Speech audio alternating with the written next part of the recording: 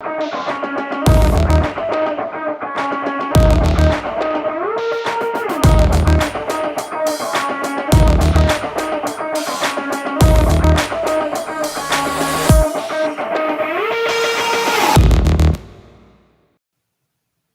good morning, everybody. Welcome back to vRealize This Live.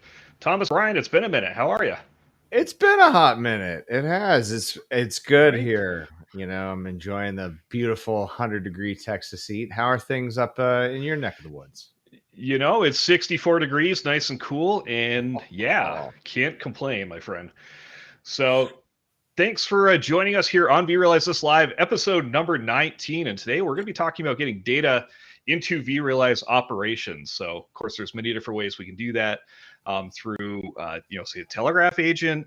And we're actually talking about something kind of even cooler than that, I'd say. A And lot cooler. yeah. So if you've ever wanted to pull data from pretty much anywhere that has, some sort of API, we can start to build our own management packs and get that data into vRealize operations. And joining us today is Mr. Brock Peterson and Mike Langdon to talk about the new management pack builder for vRealize operations. So good morning, guys. How are you? Hey, good morning. Good morning. How are you? I'm well, thanks. Good. Glad to hear it. So, we're going to talk about the management pack builder. This is currently still in beta, correct, Mike? Yeah, in beta for a little while now. We're going to be closing the registration soon, and GA is right around the corner, just a few months. Fantastic. Now, this is a closed beta, right? There's an application process to get into this. Yeah, pretty wide open for a closed beta. We're pretty much taking all comers, but you do have to sign up first. Yeah. Fantastic. Well, there are details down in the description below here too. If you're watching this on YouTube, there's all sorts of links to the announcement blog and where you can go to register for this. And so, Brock, we've got you here today. You're going to be showing the management pack builder, kind of walk us through what this thing is and how we can connect to different sources and get that data into vRealize operations, right? Sure. So, much like any of our customers, we can sign up for the beta as well, right? So, Matt, if you want it, or Thomas, if you want it, it's open for kind of everybody. It's a pretty simple deployment, just OVA appliance you build in, very much like we realize operations, and you kind of spin it up and you're on your way. So, with that, I'm going to share my screen. Let me know when you can see it. I'm going to make it full screen here. So, Yep. You're all good? Perfect. All right, sounds good. So, Mike, as you see at the top there, my license expires in 7 days, so you're going to hear from me pretty shortly. So, a few things here, and Mike and I will kind of bounce this back and forth between each other. So, Mike is the product manager leading the team that built this product. And Mike and I have a little bit of a history. We were at Blumidor together and came over to VMware as part of that acquisition. So we have talked about the management pack builder for what, Mike? I don't know, three, 4 years. Yeah. Yeah, no, I think, some version of let's automate a way to let our users build, their own content, or even really just automate a way for our own developers to build their own content has been an ongoing thing. And I'm seeing in the chat, and yeah, good time to mention it, Brock, that your audio is being a little strange. It might just be a disconnect, reconnect with your microphone. Might help. But no, it's been a long-term discussion, right? Like how do we make it easier for our customers to build something, or for us to build something for our customers? And now that we're in the big leagues here at VMware, the minor leagues of Blumidor back in the day, but the big leagues of VMware, we've got the wherewithal to build something kind of new and innovative to solve that problem. And so here we are. Mm-hmm. Yeah, no, this is a pretty cool thing. The way that you've designed it, or that your team's designed this too, to be able to pull data from anywhere. And we got to see some of the mapping kind of early on of how you can, pull from that API and send it to VROPS, and all of that sort of stuff was kind of cool to see, which we'll show you in just a little bit here. So here we go. Brock is back. Nope, and we can't hear you, sir. You're muted, I think, Brock.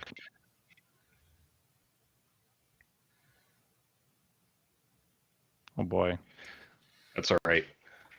We're going to do the A lot of silent TV. movie episode today. Okay.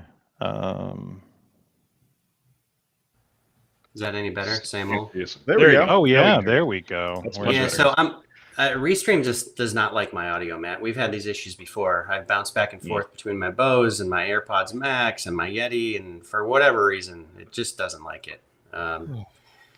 But anyway, if I Understood. cut out You sound again, better now. Yeah. yeah, you sound if I cut out again, let me know. Y'all still see my screen, right? No. Yep. Well, yeah. Oh, well, We've There got we go. I can. Okay. Okay. All right. Sounds good. So, the history there is rich. We've been talking about this a lot. In fact, Mike, when I posted this on LinkedIn, I think our old founder reached out and they're like, hey, you finally brought the management pack builder to market. He was pretty excited about it. So anyway, as you can see here, there's some designs as well as, actual built management packs with some versioning around those. And we can talk about that a little bit as well. So you can see that Rubrik was the target that I think Mike and team developed against. Is that right, Mike? Yeah, it was one of the core ones just because it's a nice clean API, but also very realistic in terms of, there's real customer demand for this kind of product. Yeah, I mean, 2 years ago, you were hearing from me at the end of the Blue Medora days saying, hey, when's that Rubrik management pack going to be built, right? So I love that's what we developed against. And what you see here is Truenas. So it's just a NAS device that we had a lab around in the lab that had a pretty rich API and some nice documentation around it. So I built a management pack for that. And then, of course, you have the vRealize operations connections, allowing you to connect this management pack builder to your vRealize operations instance for discovery of kind of vSphere objects and relationship building, things like that, right? Right. So it doesn't sort of touch, so to speak, that vRealize operations instance. It really just examines it and allows us to work with the metadata of whatever exists on an instance, whether that's the sort of the canned content of vSphere, et cetera, or some other management packs that you've installed, or even other ones you've created. And that way you can work within that object hierarchy that already exists on a vRealize box and connect into it with what you create here in the builder. Okay. Yeah. That's really cool. Yeah. So, and Mike, just back to designs. I know we talked about this previously, but we're in beta at this point, and you guys are considering including some designs in subsequent releases, right? Yeah, so I think actually our next beta release will include a template feature, and that'll certainly be there by GA, where we'll ship with a few different templates. Some of those will be things we already have management packs for, because one of the use cases we hear from customers is, hey, I like that you have a management pack for X, but what if I could have a somewhat different version of that, that has either less or more or different stuff, right? Yeah. And so we're going to be shipping some templates around, I believe, HP ILO, using sort of that Redfish API, and then you could reuse that for other Redfish API things that are out there, such as like a super micro. We'll be shipping a few different things along those lines, right? Just existing APIs in the world that are reasonably popular, and some stuff that we don't already have, like Rubrik. Well, I think we'll most likely ship a template for that as well. Yeah, I love that for a couple different reasons. One is when folks are brand new to this, you're not totally sure where to start, right? I mean, you can jump up and just start designing a management pack, and we'll run through this, right? But the ability to just kind of import ones. In fact, you gave me the Rubrik run to start, right? So you're like, hey, here's the JSON around it. Just go ahead and import it and riff on that, right? Grab additional metrics, grab additional properties. And the ability to just import that, I think, is really useful, right? Much like you would a dashboard or a cloud template in VRA or something like that. So I love the idea of input designs included. Mike, do you want to? Should we just run through the kind of design and management pack from the start here? Yeah, Okay. absolutely. All right. So as we jump in, you see the design, the UI, it's really clean, right? Designs, management packs, the connection, and you just jump into design and management pack. You have the ability to capture two different sources, right? We're focused primarily on the HTTP data sources. Have we done any work on the AWS data sources, Mike? Do you have an example or a template there, or is that kind of down the road? I mean, that's actually very straightforward in terms of what you can do. I don't know that I have one.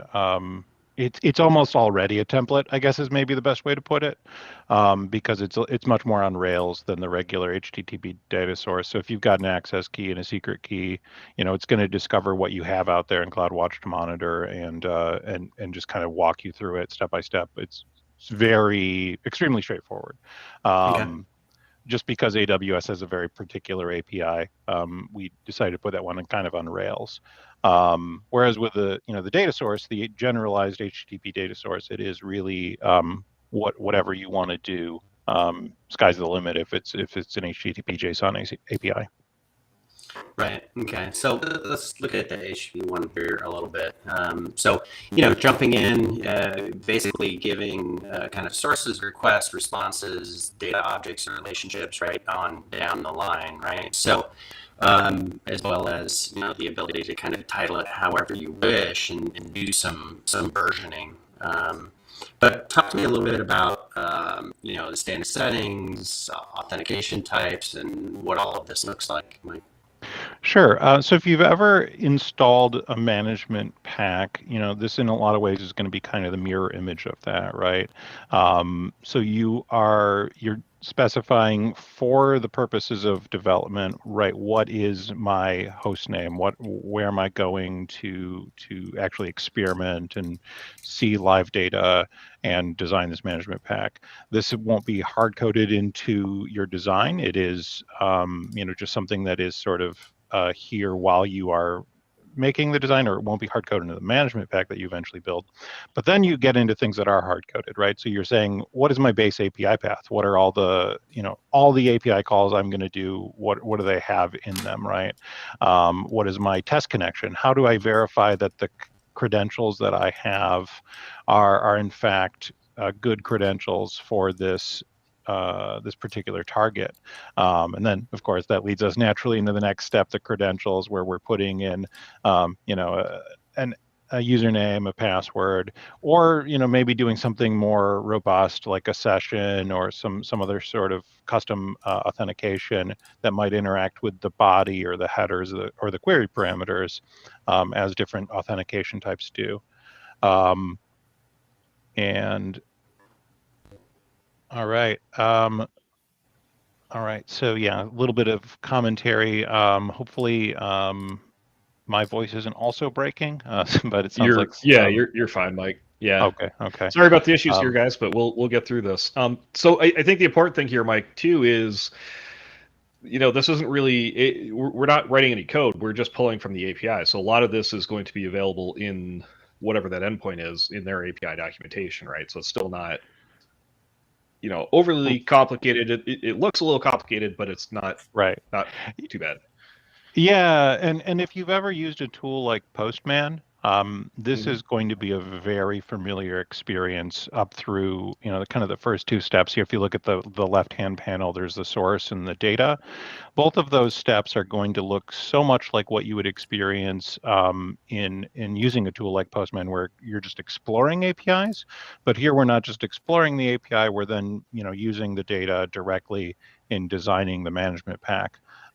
So if you're already familiar with the API that you need to use, this should be very straightforward. Or if you're already familiar with using something like Postman, again, this should be like a no-brainer in a lot of ways. If you're not, not that steep a learning curve to learn a tool like Postman, and so we definitely looked at Postman, Insomnia, a lot of the API Explorer tools out in the market, and said like what's smart about these tools when looking to design this first portion, right? Yeah. So Mike, a little bit of background there as well. I have no development background, right? And I've used Postman, I don't know, a handful of times, right? I'm generally not doing development against an API. In fact, a lot of the Postman collection that I have, John Diaz wrote, right? And he's posted it out of VMware code, and it's really rich. It does kind of everything that you might want, and I riff on that. So I have no development background. I played around with Postman a little bit, and I built one of these management packs against 2 different targets in probably a day, right? So this really is a no-code option, right? Yeah, you're going to get familiar with base APIs and endpoints and methods and things like that, but you don't need a development background to do this work. I think the way you've laid out the UI is rich. It's simple, straightforward, efficient, with not too much information here, right? I mean, we can do all sorts of things around, various authentication types and get as complicated as we want.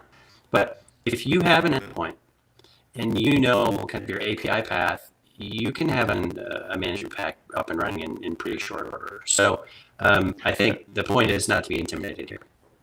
Yeah, we talked to a customer the other day who was very familiar with vRops, very familiar with the Kubernetes API, but had obviously never seen this tool before. And he said he built what was, from our perspective, a pretty rich and complex management pack in like 25 minutes. And that's certainly our dream in terms of what this product could do, and to see that realized in a real beta customer managing that, it was really impressive. I was just really happy with that result. Yeah, for sure. What was the what did he build against?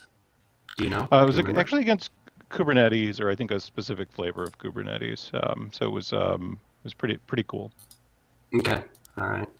I'm always kind of interested in seeing what folks are doing out in the market, what endpoints they're developing against, and what that might look like for us. So, I mentioned VMware Code a minute ago, and I think there's a lot of good content out there around the vRealize suite of products. Do we plan on maybe seeding any management packs out there, or designs, or even pack files? Have we discussed that at all? Yeah, so I think the plan initially is to really be sharing designs on VMware Code. So that's beyond. So we have the concept of the template, which is what we plan to ship with. But those are in a lot of ways almost incomplete or minimal designs. And then on VMware Code, the idea would be that we would share, and potentially our customers and other users would be sharing different designs. Not really. I don't think it really makes sense to actually share a management pack there. I think it makes a lot more sense to share a design and give other users the opportunity to build on that, or to edit or change that. Because once it's a management pack, you can't really edit it. But with a design, the sky's the limit. You can do really whatever you want, and you've got a huge starting point if it's a complete design that builds into a working management pack. Yeah, so I mean, you can see I'm in code right now, and I love the idea around just having designs here. In fact, we asked for a section, and I think they're doing a little redesign work in code, so this may change a little bit. But there are things like content packs out there currently, right? So this might be something like that to get things seeded, to get folks up and running, and then kind of on their way. Absolutely. Okay, so before we jump kind of over to data, I went from the design back into my Truenas storage management pack. So, I was kind of exploring the API path, some connection paths. I'm just using basic auth here. And then, ultimately we have the ability to perform any sort of connection, right? So this is off, this is hitting our target. I hadn't tested this since yesterday. I'm glad it responded. But it's, I think the look, the feel, I feel like I'm almost connecting, a vSphere or a vCenter adapter over to vCenter and getting those responses back. So the look and feel, I think, is pretty rich. Then you also have the responses here, right? So Mike, you want to talk a little bit about what that looks like? Yeah, absolutely. So when we get into the second pane, the response pane, over to the right, you can see the status 200, helpful green color to suggest that we were successful here. Maybe not so helpful if you're colorblind. I might have to make a note of that for the the team. But you can see that we have sort of laid out the JSON response here, so you get a sense of what data is being returned from this test response. So not only is it a 200, but you can sort of verify that, yes, in fact, this is kind of my expected result. If you click into the next section, we can review the headers that have been returned. So you can see kind of the complete list of response headers, and you can see if there's maybe any issues there. I think in some cases a API might return a 200, but also say, oh, hey, but actually your credentials aren't amazing, so or your authorization level isn't where you need it to be. So you might have to check something out there. And then finally, if something really is wrong, the logs are really going to be your friend here to figure out why you're seeing a 4 or a 500 or what have you. But not terribly interesting in a success situation. Yeah. So, I mean, I did this for 2 different targets, Rubric and Truenas. You had to play around a little bit with, some of the API paths and the connection paths and the targets, but most everybody, well, not has pretty rich documentation around their APIs, right? And certainly Rubric, Truenas do, and Kubernetes, some of your examples earlier did as well. But the richer that documentation is, I think the easier these will be to build. So, kind of jumping into the data, right? So this is the meat of this subject. This is where we're getting all of our data, right? And you can see I have several different calls. So, for example, I want to get jobs, I want to get pools. This is again Truenas. I want to get ZFS snapshots, services, etc. And I'm really just kind of riffing on the same calls here, right? So, Mike, I'll run through the ones that I have here, right, around jobs, the actual get method. So, we do have the ability to get, post, put, or patch, and then kind of make the request itself. So it will go out much like the previous connection, just to make sure, hey, core get jobs is available and it's responding, and here's what it's responding with. Again, you have the ability to kind of check that response, looking at body headers and logs. So do you want to talk a little bit about, chain from API call? Go ahead. Well, let's actually just jump back to the request there and get jobs, because I think one thing that's important to note is all the things that you don't see here that are already handled in the source. So of course you don't see the host name, you don't see the authentication, you don't see that root API path. That's all embedded here, but it's nothing that you have to sort of redo once you're here. That's kind of why we break out the source versus the data, which is not something you necessarily see in API Explorer tools, right? But we're just running on the assumption that you've kind of got one baseline API call, and then everything else sort of builds on that. But in terms of the chaining from other API calls, do you have an example where you use that feature? Yeah, or I have not, Mike. If you do, or you just want to talk us through it. I don't have one handy here. Maybe there is in Rubric, but if you want to just expand that, I can. Yeah, let me jump over to Rubric, see what we have there. Okay. I think if you scroll down, there might be snapshots. I think that actually uses it. Yep, there we go. Yeah. So basically, the premise here is, in API calls, you frequently need to use data from one API call in another API call. So if you expand where it says VMs there, Brock, I think we're using data from the VM call. Yeah. So you can see we're using the ID right there, and then scroll down again, and we are. It shows us a sample value, so we can get a sense of what that ID is right there. And then we have this usage, right, that says, basically I can use $, curly brackets, param, really anywhere, whether that's in the resource path, a header, a body, etc. I can use that those semantics anywhere in the rest of the call to use the ID from that other API call in this API call. So here we're using it in, VMware VM, and then the name of the VM or the ID of the VM, and then /snapshot. And what that's going to do is for each ID of a VM that we got from that first call, we're going to make this call to get the snapshots. And that just really gives us a way to kind of crawl through the different APIs that are out there in the world.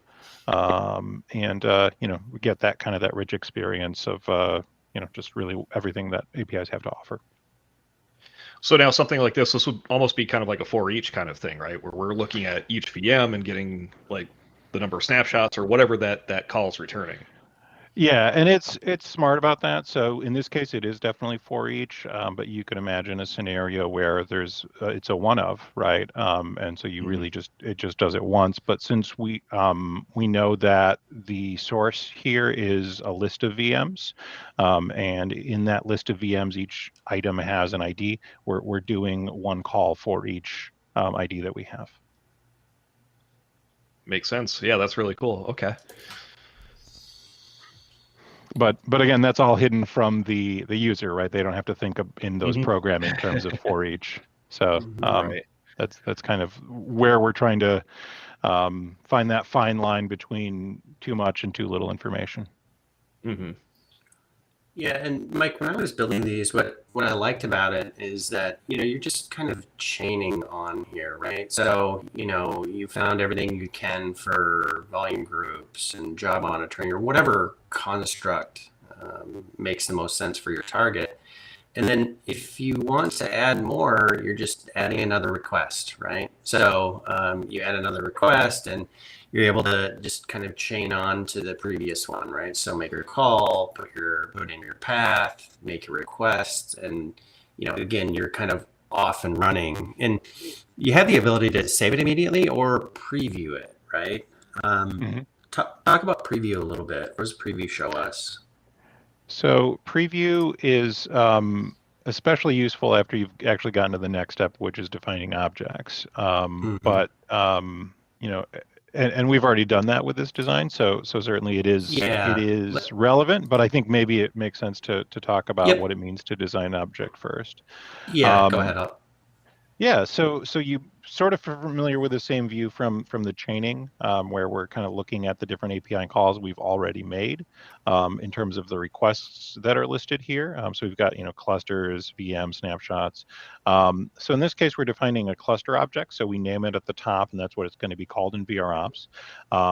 We are using data from the cluster object and also from the API call, and if you expand clusters there, Brock, we'll see kind of what we've chosen, the ID, the name, the version for the cluster.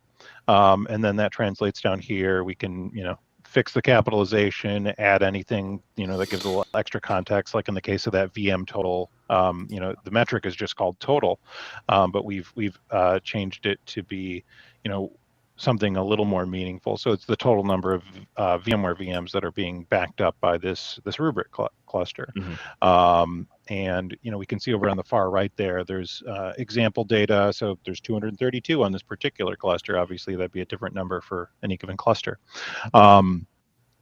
Is just looking down a little further into that section number 2, right? We've got what property do we want to use as the name? Below that, what property do we want to use as the identifier? So there's very clear name and ID here, but sometimes it's not as clear cut, and you want to find something that's going to work for you. And then we've pre-selected a set of icons for you to use so that you've got something useful, meaningful, kind of the gamut of baseline IT icons there for you to choose from in order to have whatever icon you want. But we can't upload custom ones. I can't upload like Brock's face for all of my VMs. I mean, we will ship a version where you must use Brock's face for everything, but that's just going to be the special Brock Peterson edition. Yeah, that's just for platinum subscribers. Yeah. Quickly, yeah, you guys are funny. Before we move on to the next one, a couple things up top that I noticed when we were building our first view, right? That we have our objects and then the metrics or properties for those objects, but there's a couple things that are really useful here. One is the ability to kind of change that label, right? So I think of maybe box labels within vRealize dashboards, right? So oftentimes the endpoint's not going to return a label that I like, or I want to change that a little bit. You have the ability to do that, but also giving us the example over here allows us to say, well, is that a metric or a property that maybe I don't want, or doesn't make quite as much sense? I think those are two really valuable fields in the build, kind of available real time, so that you can kind of fix things on the fly. Absolutely. Yeah, if we kind of scroll through here, we can see we've defined a number of objects here. I think this example probably has kind of two different versions of the VM. So we've got the rubric VM we were just looking at, but if you keep scrolling, is there one below snapshot where we actually show you yeah, okay. So here, if you look in this fine print above virtual machine, it actually says existing vCenter adapter objects. So this is kind of the bread and butter reason why we are able to connect out to a vRops box. So here we've actually, gone through the process of adding a new object, but instead of adding a net new object, we're adding a new existing object to our design. So we reach out to vRops, we look at the objects that exist out there, and we say, I want to work with the existing virtual machine object from vCenter. And in this case, add new properties, add new information from from rubric. So maybe the most useful piece of information here that we're adding is just the SLA domain, right?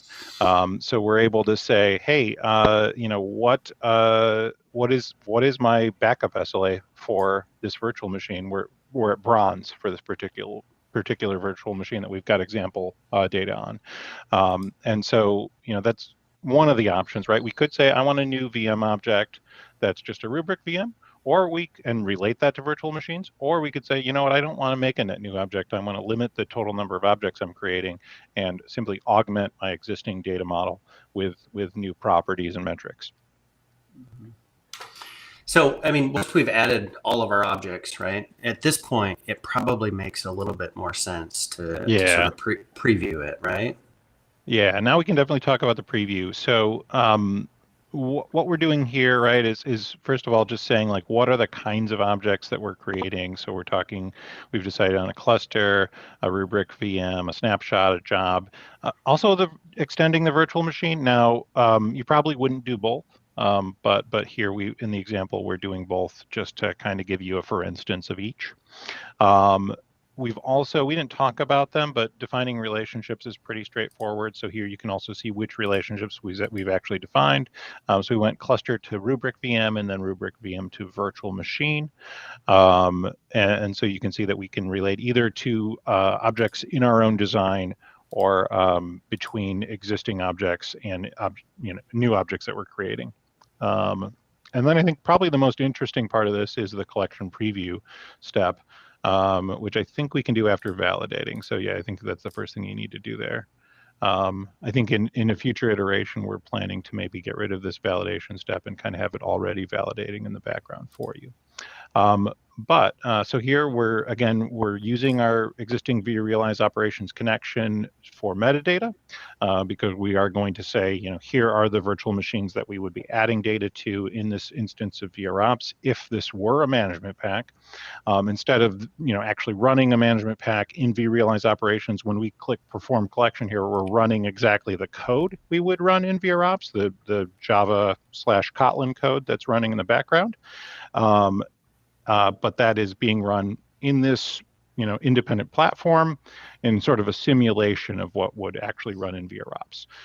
So you get a nice little collection summary. It took us a little under 20 seconds. We collected 414 resources, a few thousand properties, et cetera. So we've got, kind of a complete idea of kind of what the damage is in terms of, what we would be adding to an environment if this were the real environment we wanted to monitor, and what,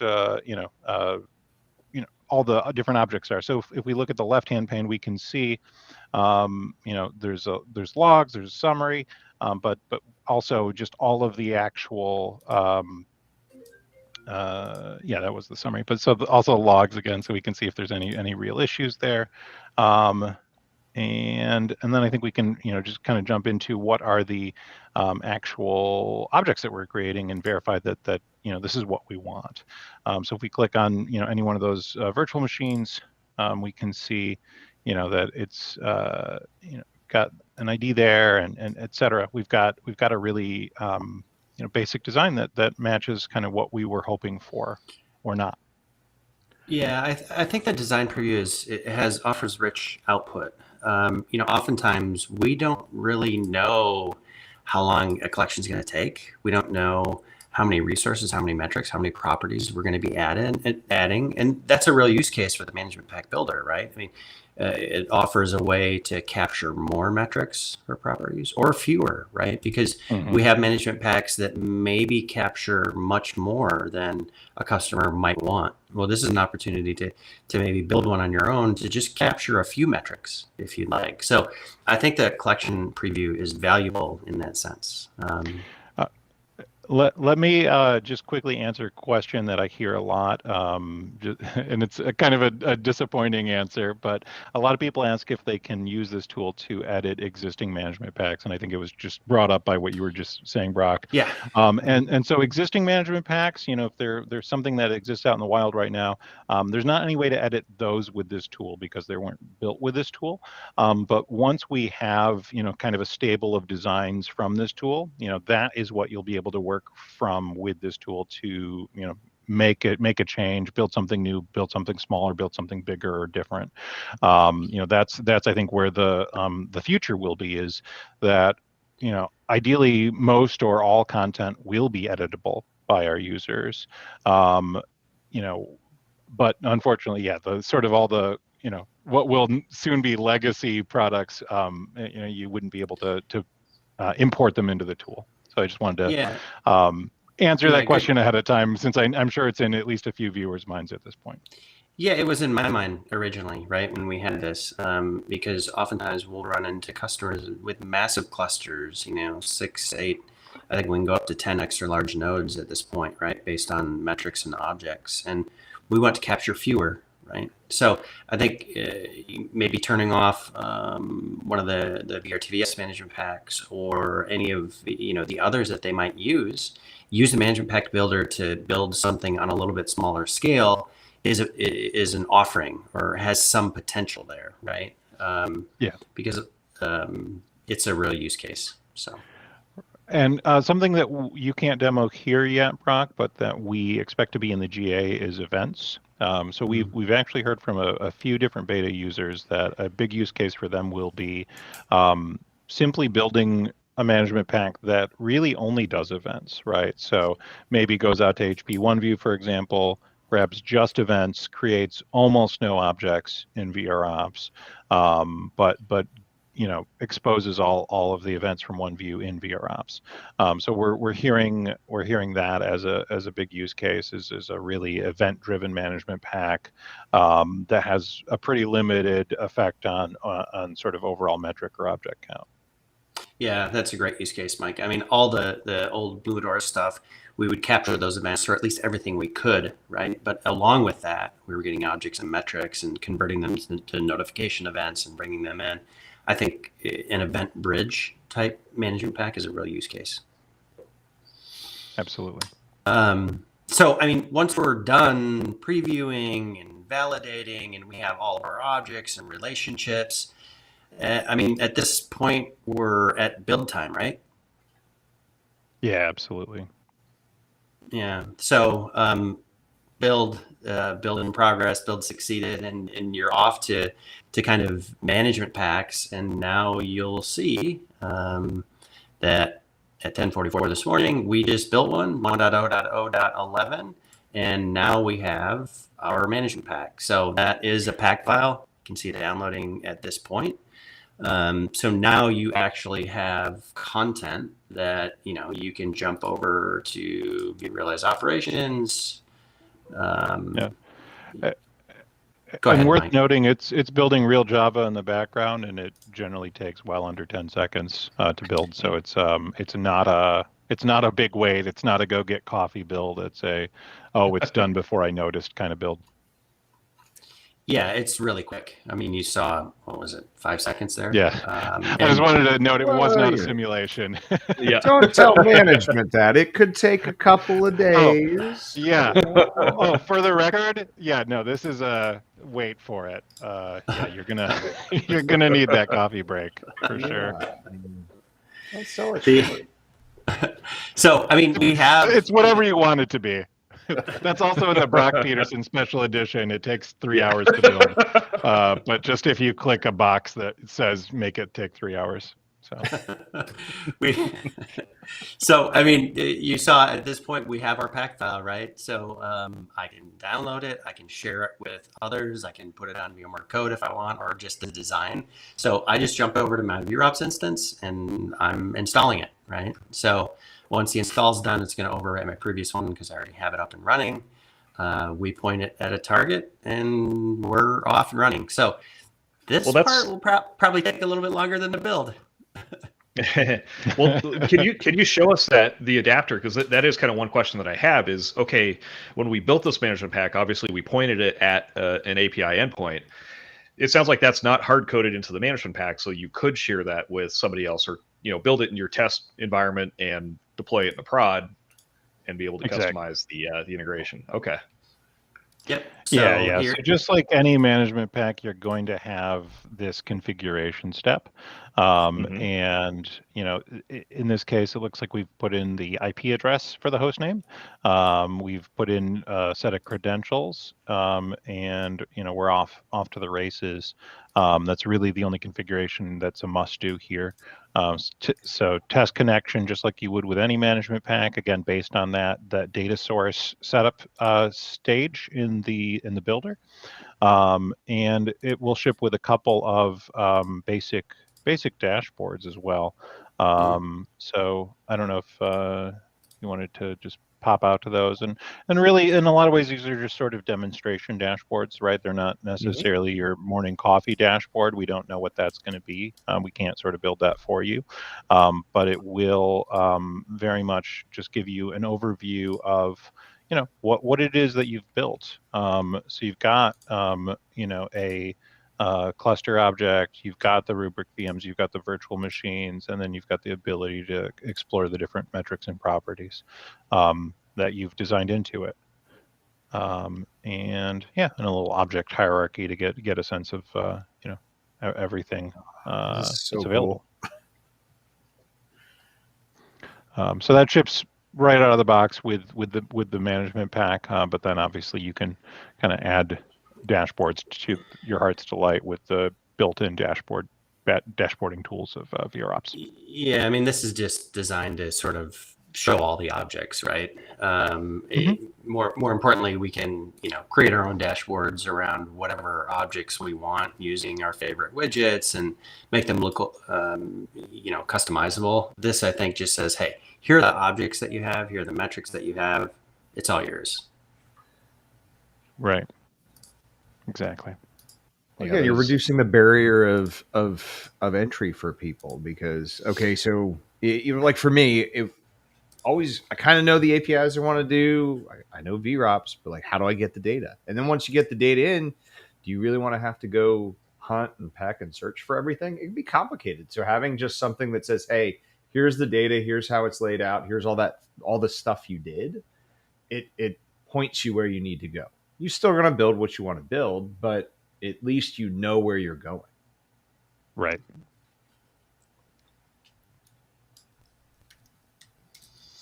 I was just going to kind of bring up the other one that we had. So Truenas was another device that we had. We had a few more objects, a few more metrics that, I built along the way. So, we have alerts, we have disks, we have interfaces, and kind of all of the metrics and properties around those. So very similar to what we had previously. You just install it. It's a pack file. Go ahead and point it at an endpoint, much like you would vSphere, vCenter, or anything else. And you're kind of off and running. So you can see we're installing our new one here. So we're going to be tied up for a while. But the sky's sort of the limit here, right?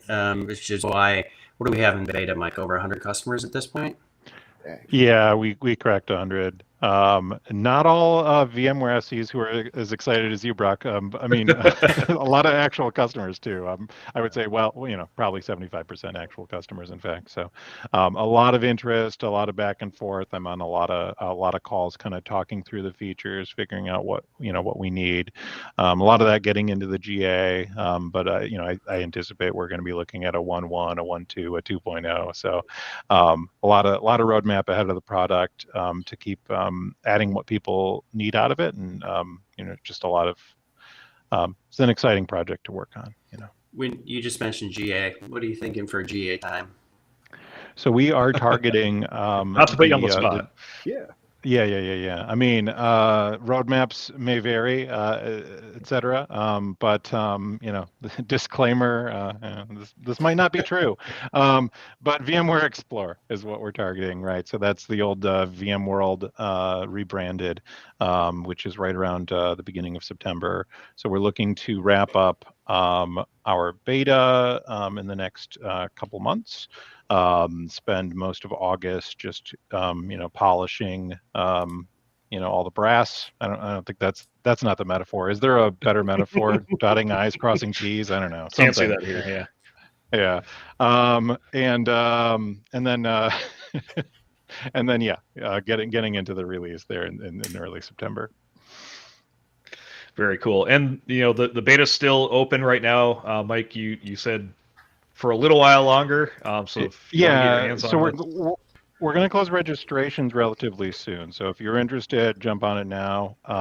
But we don't want to give people too much runway to give us feedback that we can't work on. So we just want to make sure we're able to actually help our beta customers, actually give them the kind of space to give us input. So we don't want to take too many new registrants after the next week or so, just because we don't want to disappoint anybody.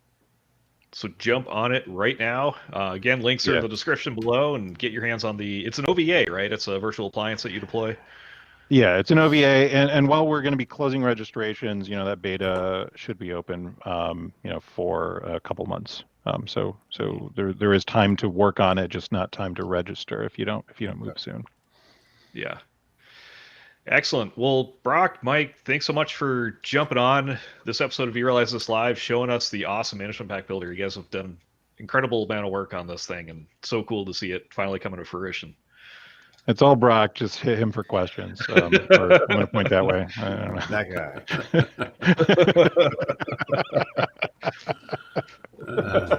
Honestly, I'm going to have to adjust my name here. Brock, we guarantee you will go up at least 5. Yeah, good. All right. Well, I think we're going to wrap up for today, unless you get something else, Thomas. I was just going to say, I'm super excited for this. I mean, even in my home lab, I just, there's a lot of people out there have home labs, my Synology, all my cool tech, everything has an API. And just the fact that you lowered the barrier of entry, because I've known what I wanted to do for a long time, and I'm lazy. I don't want to go learn how to program and do all the API pulls. This opens up a whole new world. And the one thing I'll say to all the people that are out there, the world is changing. We all know it. We're all scared of it a little bit, but you want to get into something where you're moving forward with your career and you want to start dabbling in. This is a great way to hey, what are those things that are out there? How can I do this in my home lab? And then you never know when you get in your company, what are those other things, those custom things that you could pull in more data from? You can really start to expand your experience and what your skill set is. So I love this from the technology side, but I actually love it more from, hey, this is something I can actually use to grow my career, as crazy as that sounds. And I mean, there's a lot of great tools out there to use to kind of get started with these APIs. I mean, there's like Swagger, right? We have that built into vRealize operations. If you want to start dabbling in APIs, that Postman, right? There's tons of information about how to use these tools. So check those out. Well, great. So Awesome. Great points. And yeah, thanks so much, everybody, for jumping on another episode of vRealize This Live. We will see you very soon. Have a great day, everybody. Take it easy. Thank you.